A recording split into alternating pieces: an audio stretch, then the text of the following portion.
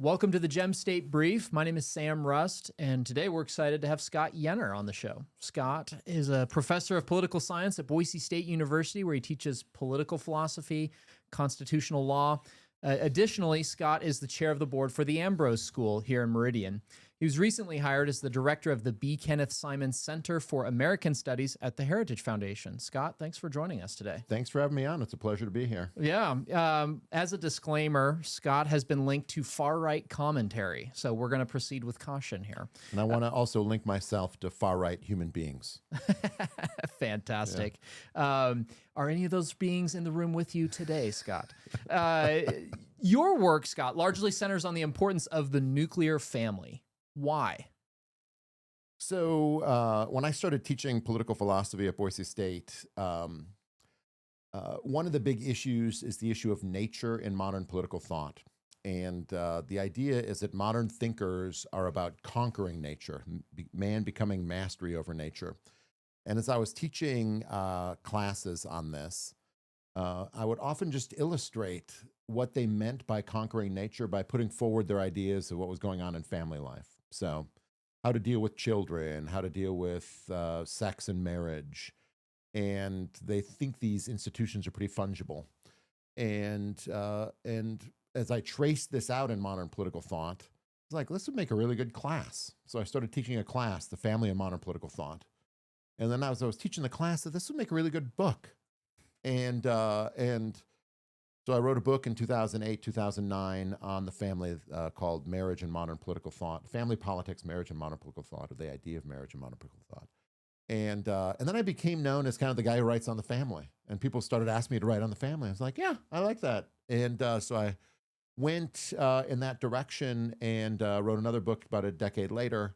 And so it just became that I was the guy who did political thought in the family.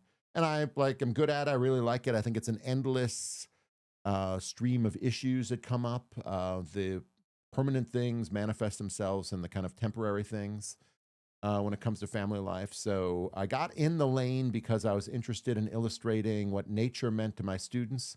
And I stayed in the lane because it was just intrinsically interesting and important.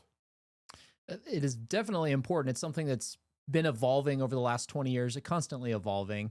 But we've kind of come through this environmentalism wave and, we need to stop having kids to save the planet. And I feel like that's ebbing out a little bit as figures like Elon Musk and others are talking about, we need to get back to natalism. But today it's harder than ever to have a large family. I have 7 kids, have some friends with that, but the amount of stares you get when you go out is just indicative of the larger culture that we live in. And here in Idaho, we have more kids than a lot of other states. That's due to a variety of pressures, be it financial or spiritual or physical. Do you think that where we are today as a society vis-a-vis the family is an intentional action as part of the age that we're in, or is it a byproduct of decisions that were made without considering the family? Yeah, I think it's both those things. I mean, for the most part, I would say that the decline of the family is an intentional project undertaken by the state and institutions related to the state. So there's been an increasing narrowing of family authority over the course of the last 200 years, for sure. And in the beginning, I would say of those 200 years, the family was basically patriarchal. It was recognized in law as patriarchal. And in order to recognize the individual, the family was loosened up. Everyone could own property. Eventually, in the first roles of the revolution, the women were granted the right to vote. They were recognized by the public as equal citizens as the husband with the right to vote. And that put an end to the idea of family voting, which is what existed beforehand. And maybe the family was too strong, and needed to be weakened so that justice could be served in the country. I'm open to that possibility. But the revolution continued way beyond that. Divorce became easier and easier. When you take away the permanence of marriage, it becomes something people are less willing to invest in. production moved out of the family. Public education was adopted widely so that the education is no longer the provenance of the family. And then divorce was loosened up even more. And then it became impossible for businesses to support the family through paying a family wage. So, and that was made illegal, like under Equal Pay Acts and things like that. So I think that it was a very intentional narrowing of the authority of the family and an increasing recognition of the relevance, the importance, or the centrality of the individual. Liberalism, American liberalism, always had this tension in it, which is that we're a collection of individuals or families as a country. Like, we're not going to say which. And that tension was resolved in the favor of the individual over the course of time in America and all over the Western world. And that's led to kind of a continuing narrowing of commitment and the importance of it for individuals, unless they are buttressed with some sort of religious faith, usually in America, Christian faith, in order to counteract the tendencies that exist in the laws. So yeah, I think it's kind of endemic to modernity, and but it works itself out in laws, not just culture. Culture is shaped by those laws.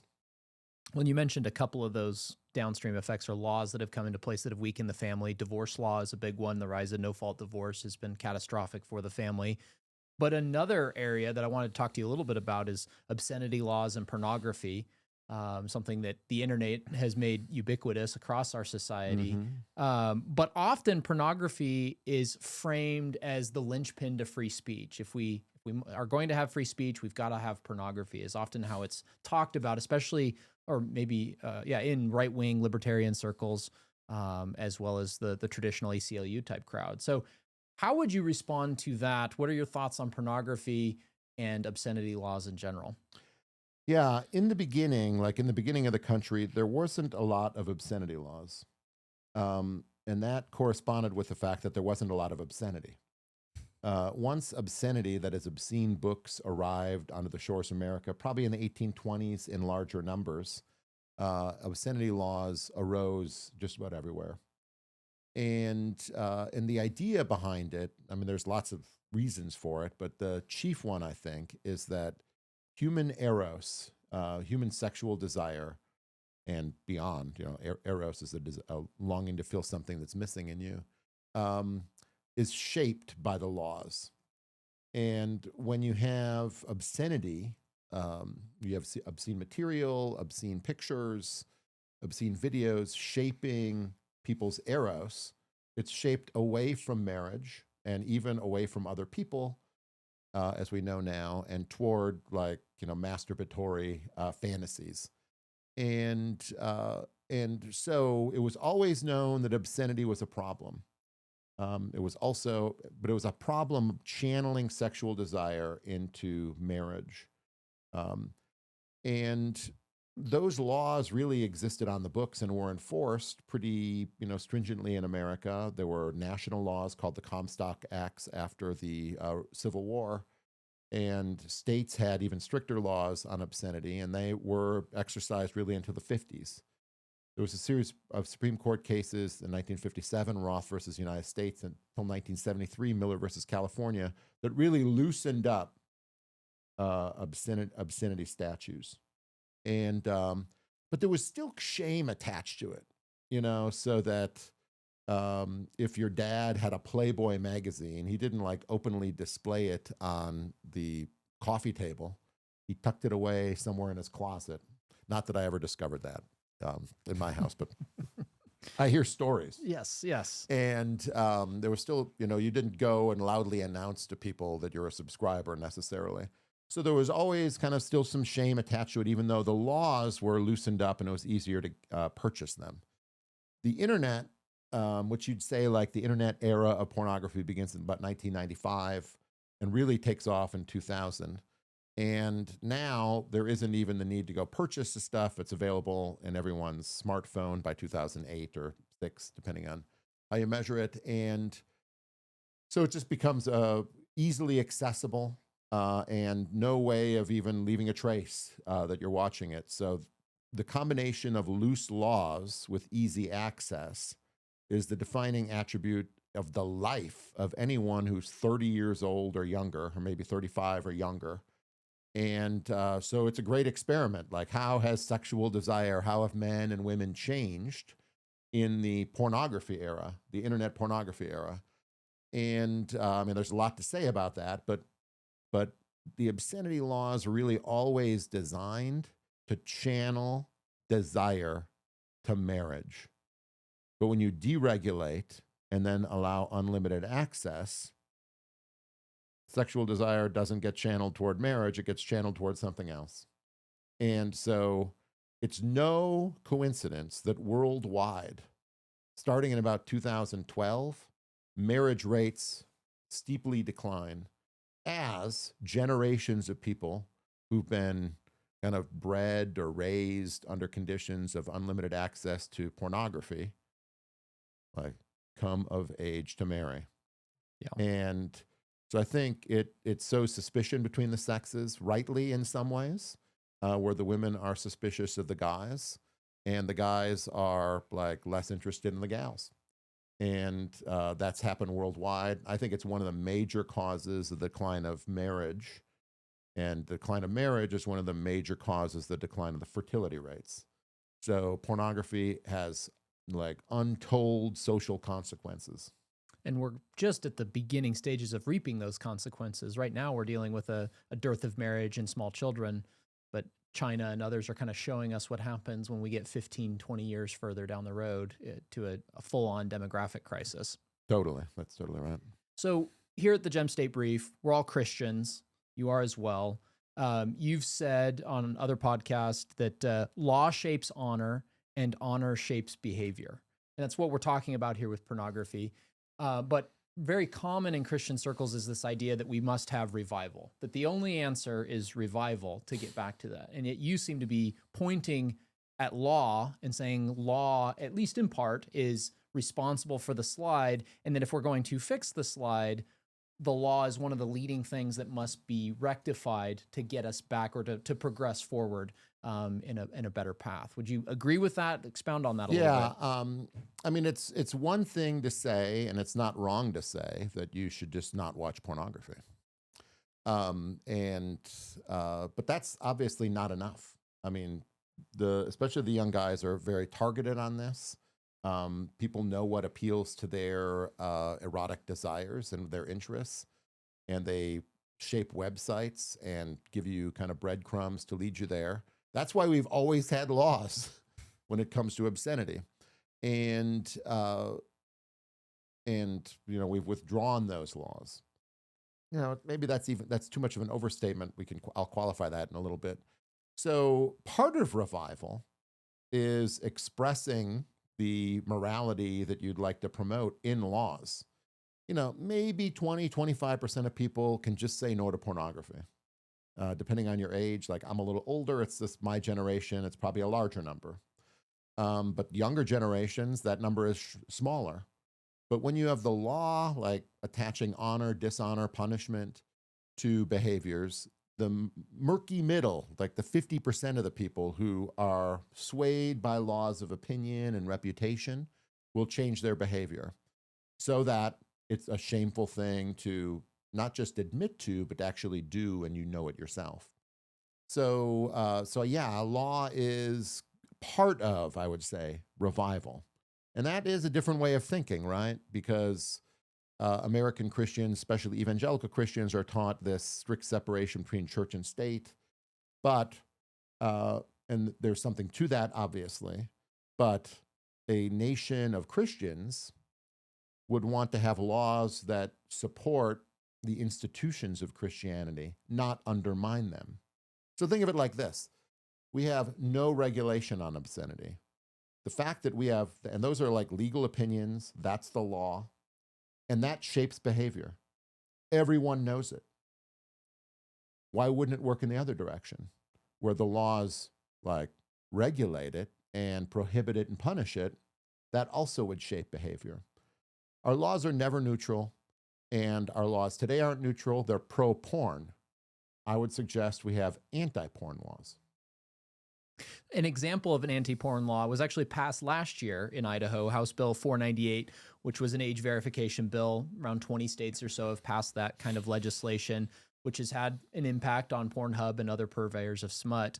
What is being done to keep advancing the ball forward on this issue, either here locally or in other states around the country? How are people in law and in our political sphere seeking to combat the corrosive effects of porn?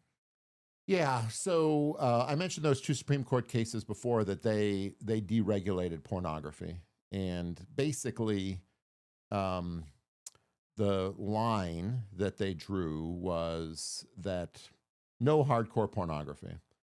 Now, what hardcore pornography was in 1972 was some movies, maybe some pinups, but there was just kind of harder to access. There were like truck stops at the edge of town that might have had this stuff. At the same time, so like it was kind of anything goes for adults, but there was limit on hardcore pornography. At the same time, there was a Supreme Court case in 68 that said obscenity as to minors has a different standard. So it's easier to kind of, the standards for obscenity are lower when it comes to minors. So that established this kind of two-track system. You can regulate things for kids, and you can regulate them for adults, but the standards are like looser for adults. Sure. And that's how things stood when the internet kind of came about. When the internet came about, Congress passed a couple laws to promote decency on the internet. And they especially wanted to promote the idea that children having access to pornography was like a problem. And so they put those provisions into law, 1996 Communication Decency Act, and then it was overturned by the Supreme Court.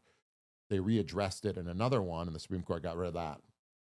And they basically said that it's bad to have kids have access to pornography, but every way you want to do it violates free speech too much, or covers too much speech.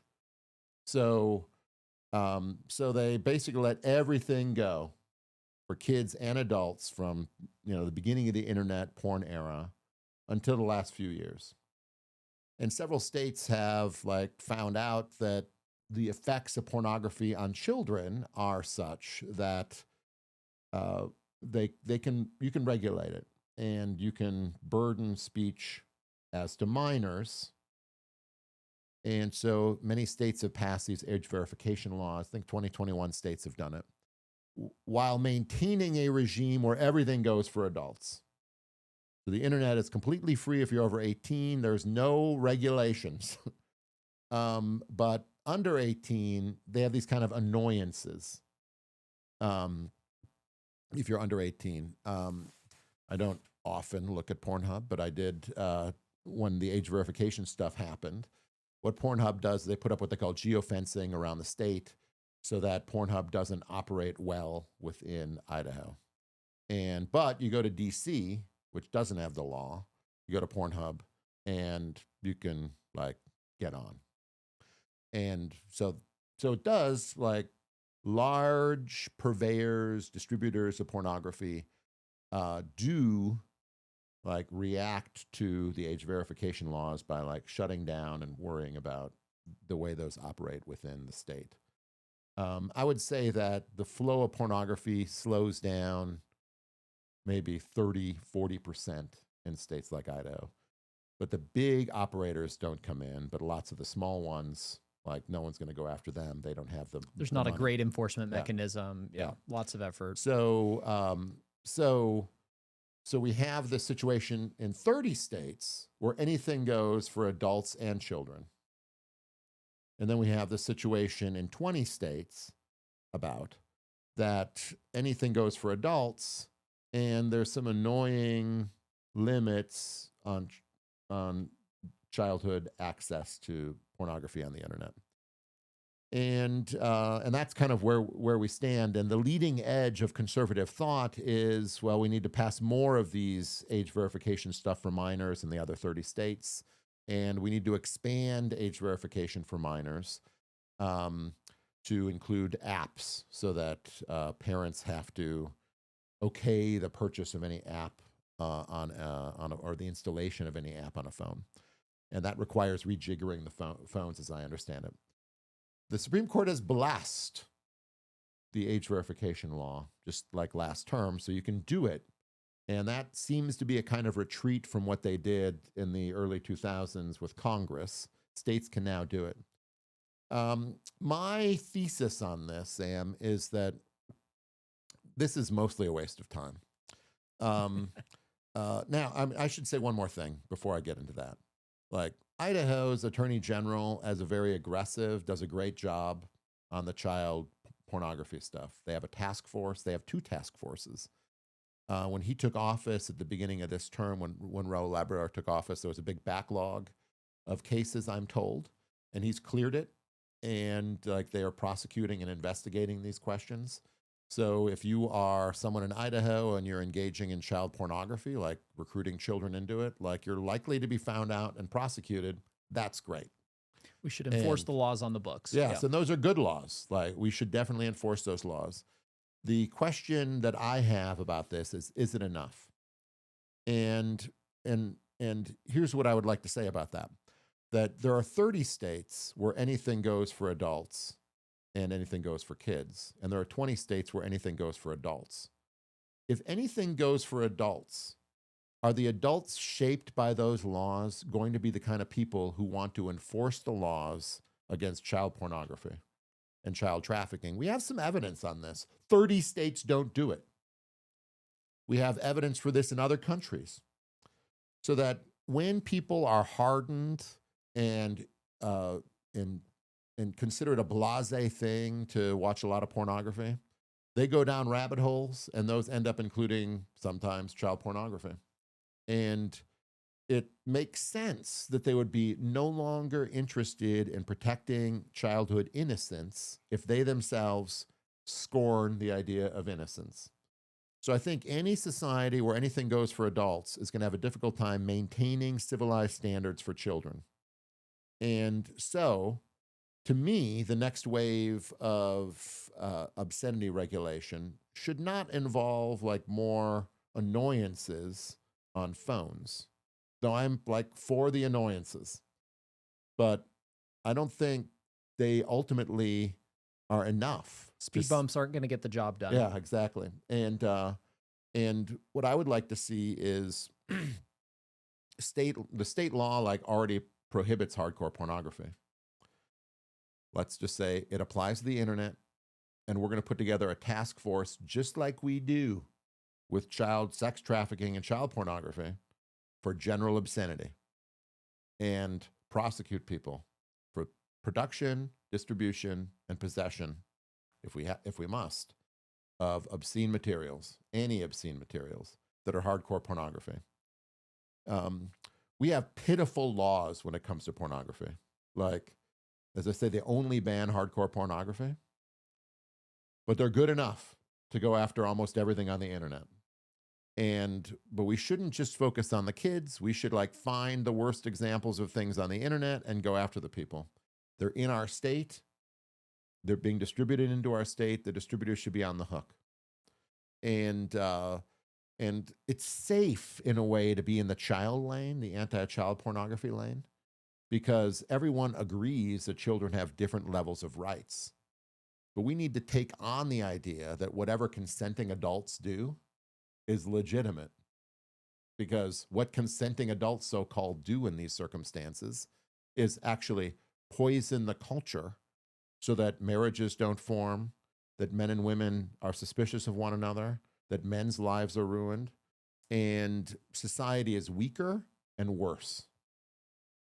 So basically take the existing laws, enforce them, put mechanisms behind them. Are there any states that are doing this right now? I've heard rumblings that perhaps West Virginia is looking at some things along these lines. Yeah, there was a state legislator in Michigan who suggested this last year. I do think several states will do something along these lines this year, and if not this year, next year.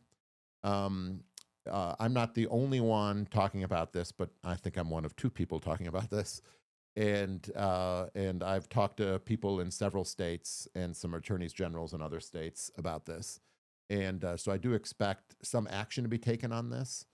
Um, there are like federal obstacles that need to be overcome, and the courts obviously often look askance at stuff like this, such regulations. But the evidence is just piling up.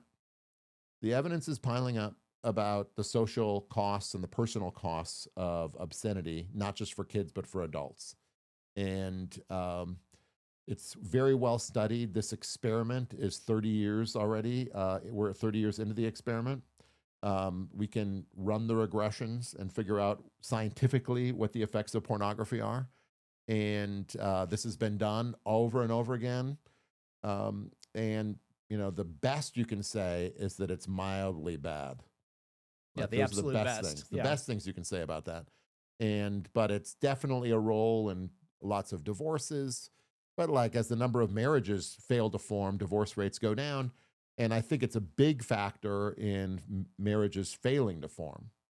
And I only have anecdotal evidence on that, but I have enough that have piled up that I know it's a factor in women evaluating men. Like, oh, he looks at porn, and I'm like, and I end up having to defend the guys to these ladies. Like, that's not exactly what I do, and I get what you're saying here, darling. But the guy eventually is going to want to see you naked too. Like, Yep. Yep. and so just like try to understand the pressures, the kind of vulnerabilities that men have in this area, and they need to learn to overcome it, no doubt. Like, I consider it a form of adultery and fornication, and so I'm like on your side. But if you're going to wait for someone who's not looked at this stuff, there's not enough guys who haven't looked at it at this point. So, well, and so much of this is downstream of sexual liberation that happened in the 60s. And like you said earlier, kind of whatever consenting adults do in the bedroom is fine. And then it became whatever consenting adults want to do on the street corners is fine. And whoever they want to identify as.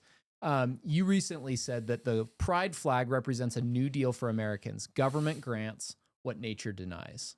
And I think we've run that experiment for 60 plus years. What do you see as the terminus of our societal embrace of incorrect anthropology? And how can we course correct from there? We've kind of dove deep into pornography as but one example. There's a lot of other examples around anthropology. Yeah, I mean, it's the endpoint, the logical endpoint is I think two factors that aren't the same but kind of reinforce one another.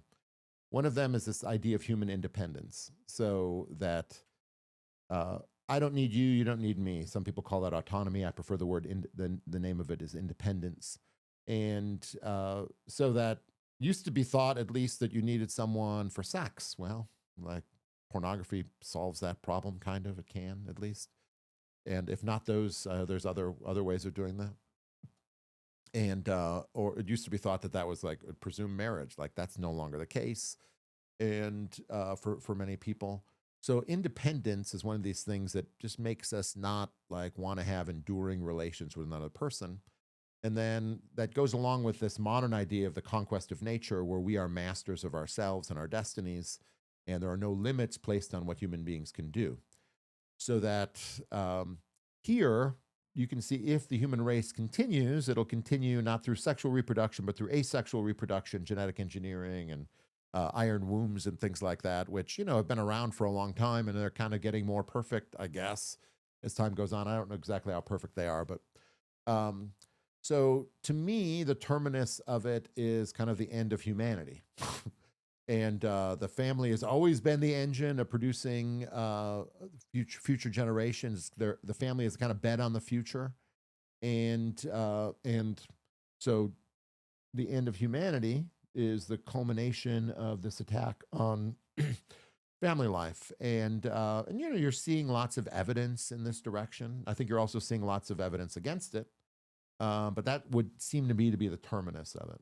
Yeah, it's interesting. Going all the way back to the French Revolution, a lot of these proletariat embracing revolutions have tried to bar the family, ban the family, work against the family, and inevitably spring back to some form of baseline that is in accordance with what we see in natural law and in the created order. So.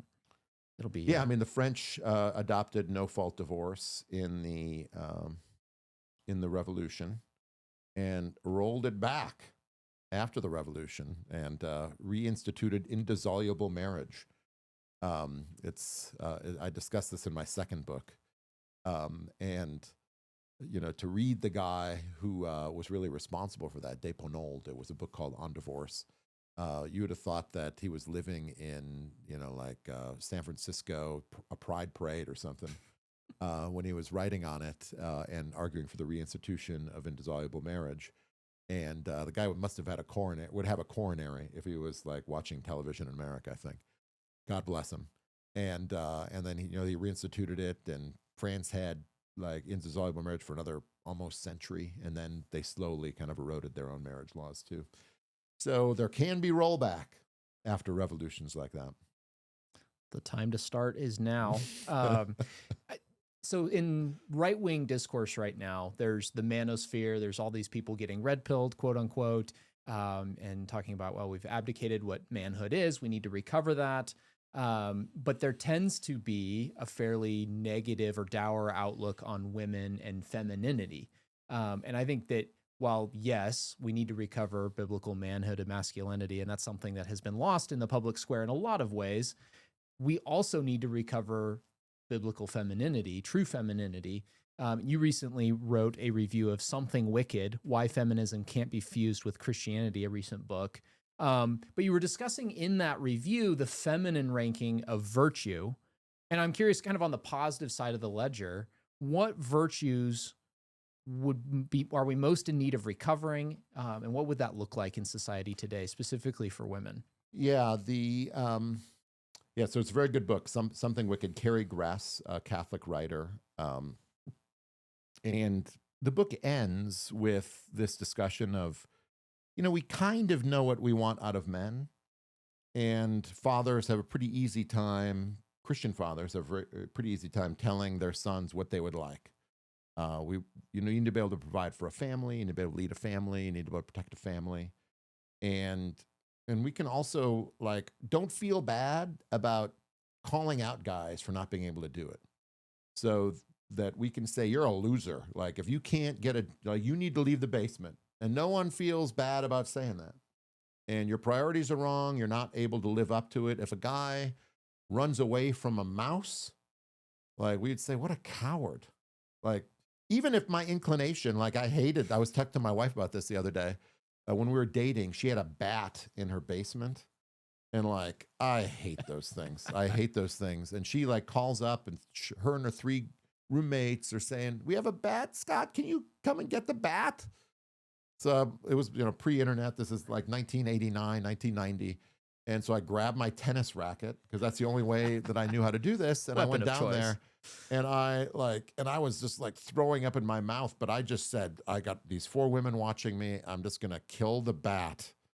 And I went down there, and I was just swinging away. And I finally hit the thing and killed it and brought it up on the tennis thing. And they were just so impressed. But if I would I didn't look at them and say, oh, what was wrong with you cowards? Why couldn't you take on the bat? I'm like, it's so charming that you called me up and asked me to do this for you. I drove across town to kill a bat for you. And they were like, yes, you're a hero. And it's okay.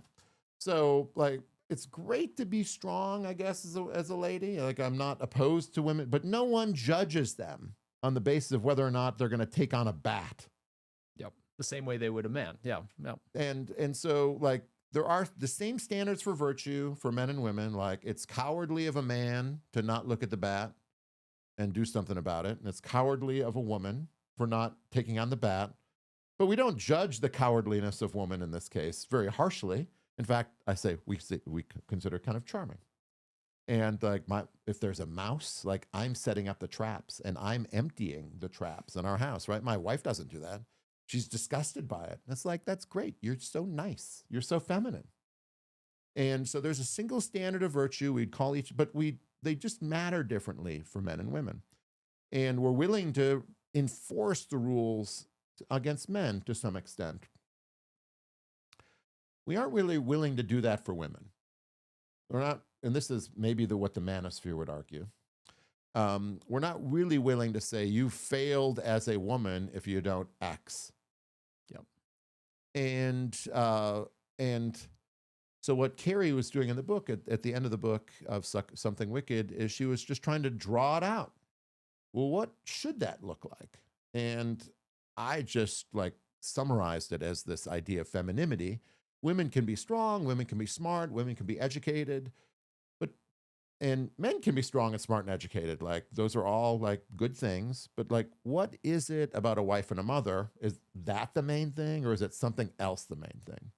And I would submit that femininity, beautifying life, welcoming life, nurturing life, showing hospitality, being present when people need you, are more important for women than they are for men. They're important for both. But they end up being higher in the ranks of virtue when it comes to judging a wife and a mother, and maybe a woman.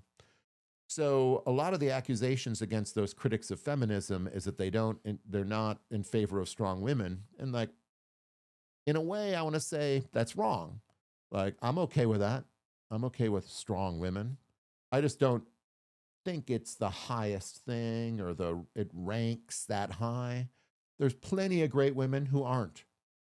But a guy who isn't strong, like can't stand up and try to kill the bat, like he'd be judged harshly by all of his fellows. Definitionally not a man at Yeah, that point in time. not a man if you do that. Regardless of what the chromosomes say. And so I'm just trying to say, like, there's a standard of virtue. There's not a double standard, but there are different standards. And recovering biblical femaleness, womanhood, is, I think, a very needful thing. And I mean, Carrie doesn't talk about this in the book, but all of the like polling suggests that priority for marriage among women is down significantly. And that has to be that we emphasize other elements of their character at the expense of femininity in maybe our churches, and certainly in our schools and our public discourse and our advertising and culture generally. And so I was just trying to like help us understand that that is actually a huge factor in the decline of marriage too. Yeah. Yep. It takes two not to tango. This is my position. It takes two to tango. It takes two not to tango. Men have problems and women have problems. Men's problems, I think, revolve around things like the pornography issue. We'll call them decadence issues: gambling, pornography, marijuana use. These are male vices, make them less marriageable, less responsible, less able to provide and protect. Female vices relate to priorities. Now, I would say. Mm-hmm. I mean, vanity is also one, but like, give me a vain woman over someone who, because she at least cares what people think of her, as opposed to someone who like is about power or being known for her mind. I'm not opposed to you being known for your mind. You can, but if that's the number one thing, not going to be a very good mother and wife. Yeah. Yep. So you've been a professor at Boise State for how many years now? 25 years. 25 wow. years. Like you're a quarter you're of to a make century. Me feel old. I'm older than everyone in this room. And so Boise State is looking for a new president. And there's Senate Bill 1225 that's kind of working its way through the Senate. Curious, for somebody that's on the faculty there, you guys have been without a president for almost a year now. Trump didn't exactly represent the average Idahoan, as the president of Boise State. Are you in favor of SB 1225? And what can we do, maybe broaden this out a little bit, to help reclaim some of our institutions at a state level here to more represent the composition of the people? Yeah, the Senate bill that Senator Den Hartog, I think, is sponsoring would allow exceptions to the state sunshine laws so that 5 candidates don't have to announce themselves as presidential candidates and all 5 get interviewed. Rather, they could have a sole finalist just announced. And I consider that law to be actually very crucial in recruiting good candidates into Boise State. I've worked a lot in Florida higher education reform with Governor DeSantis down there. And Florida has laws like that, like the Senate bill, where only one finalist has to be announced for university president's jobs. Here's the fact. In searches for presidents, people are trying to move up. If they get a reputation for losing out in interviews, it becomes less likely that they're going to move up. Mm-hmm. So they don't want to apply and lose publicly. Losing privately, no problem. Losing publicly is a problem. So it narrows your pool. Now, I kind of know for a fact that several people said that they would not interview at Boise State if they were not the sole finalist. Now, you may consider that arrogant, but it's also like part of the professional ethos of university presidents. Yeah, it's self-preservation. Yeah. If you're going to ever get promoted, you need, it would be like going on a free agent visit as an NFL player and the team saying, no, we don't like him. He's got problems. And then everyone's like, well, what problems does he have? And so they're trying to avoid that issue. And there still can be ways of making sure that there's a check on this process by having the state board say yes to the candidates, or, you know, heaven forfend, maybe the legislature say yes to the candidates. Maybe that would be a good idea. So yeah, I think it's really essential part of getting good presidents. But on the other hand, like, you understand why the law is there, because the last time the state board did this, look who they hired. And they hired someone who, like, immediately offended the entire state and continued to do it for 5 years. And so there's some, like, culpability there and lack of trust. And one way to deal with lack of trust is to have lots of sunshine. So there's a reason for the law. It's just that there might be other ways of accomplishing the goal of having a decent check on, like, colluded decisions other than lots of sunshine. And I guarantee you will not get good candidates unless you get rid of the sunshine law.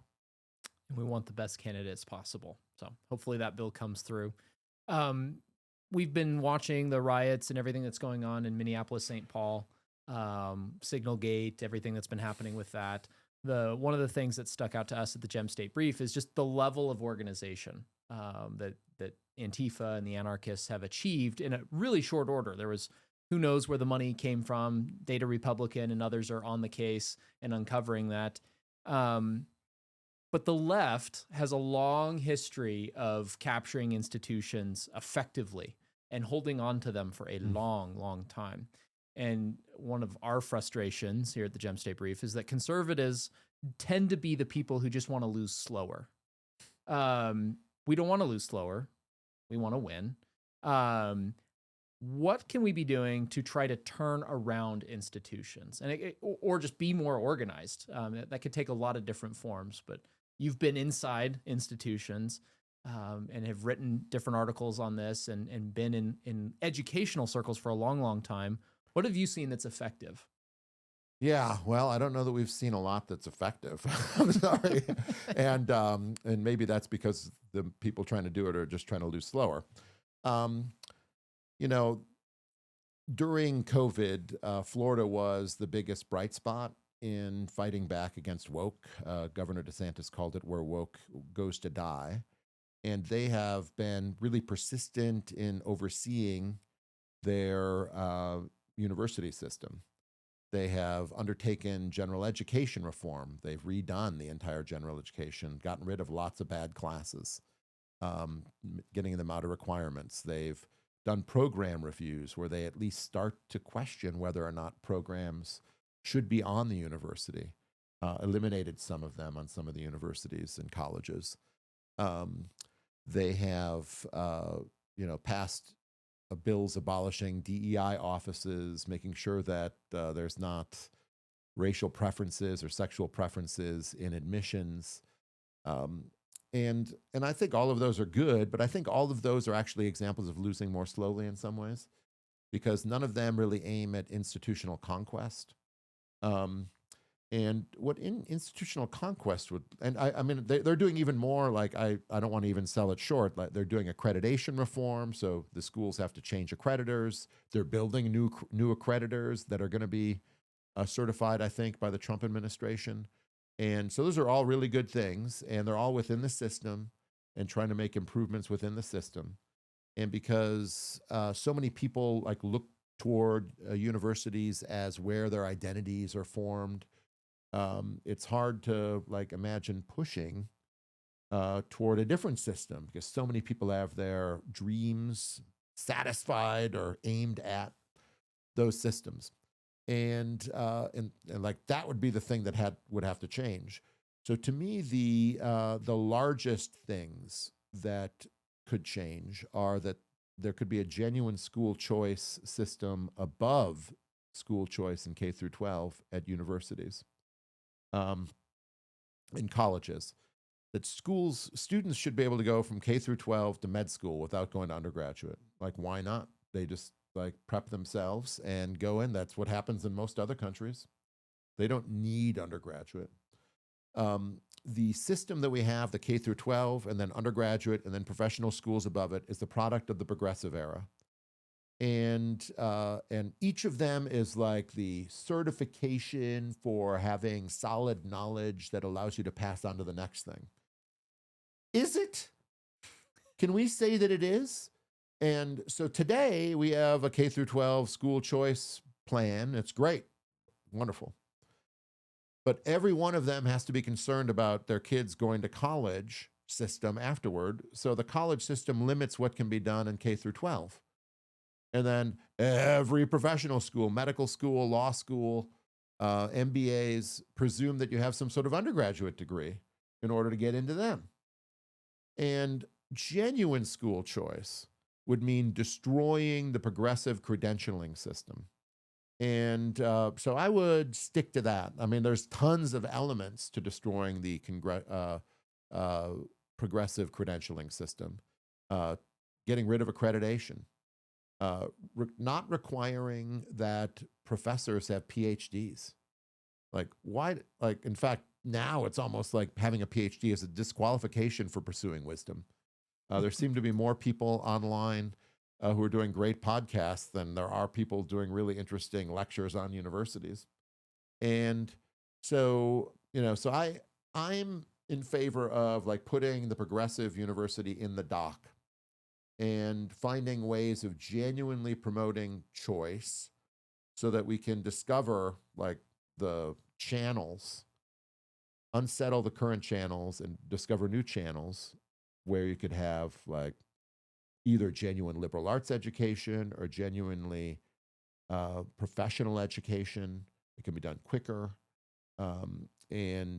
So I mean, I've articulated this in some articles that I'm writing. One of them will be up soon.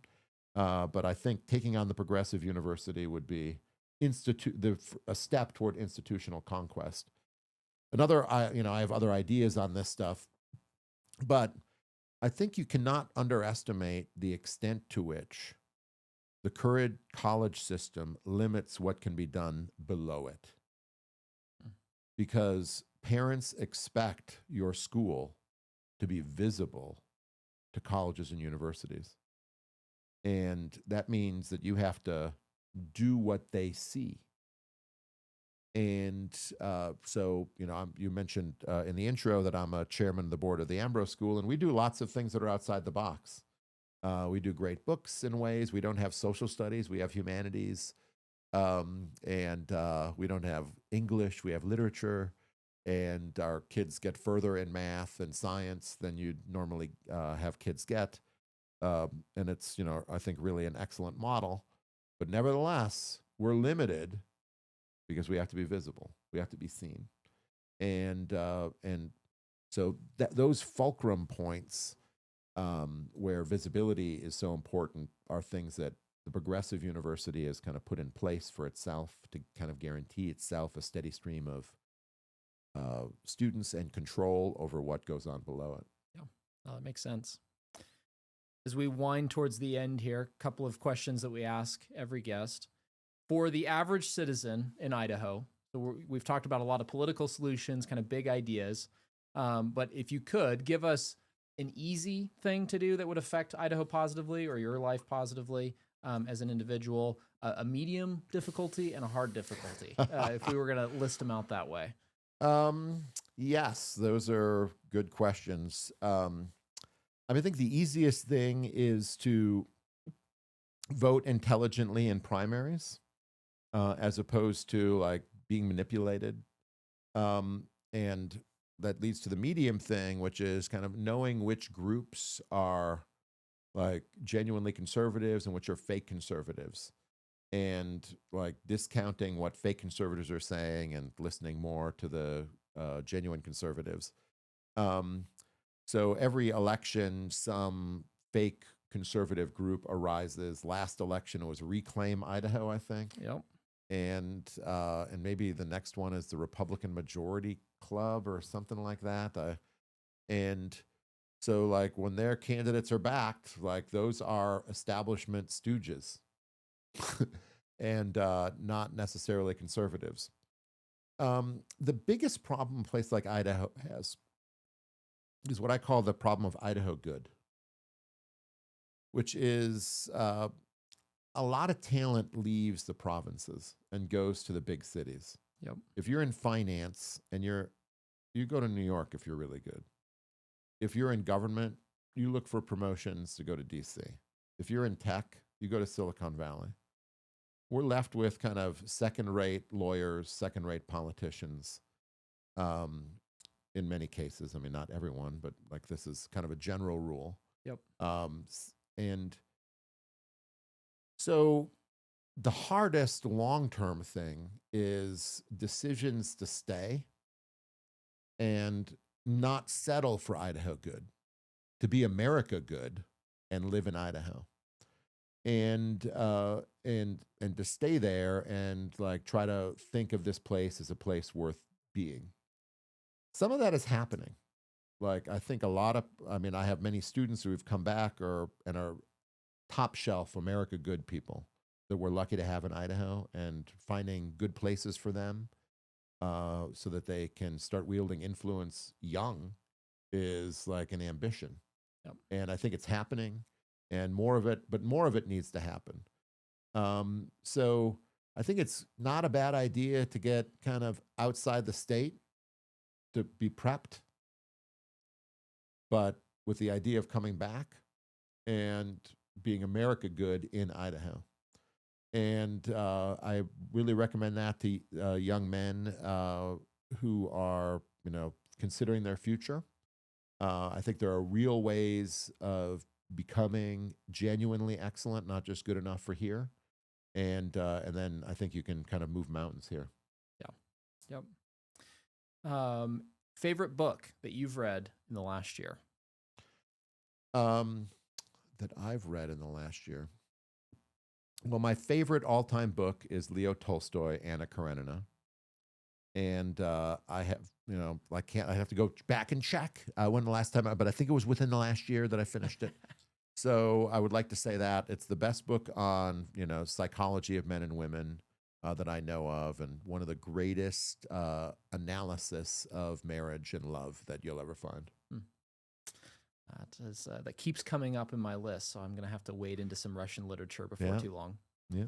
And then finally, any particularly interesting projects that you're working on right now that you want people to know about, ways that people can reach out to you on social media, et cetera? Yeah, I mean, I am on the Twitter thing. I try not to be very social on it. Like I just post once. X, as the Zoomers say. Yes. X. So I'm sorry, I don't do the social part of social media well, but I have other things to do. I write a lot, and I'll be writing many things coming up. So that's what I do. I post them on my on that account, and so you can look for what I'm doing there. I'm going to be kind of coy about what I'm working on right now. Fantastic. Well, thank you, Scott. Appreciate you joining us today. Thank you for listening here at the Gem State Brief. Stay tuned for more content like this.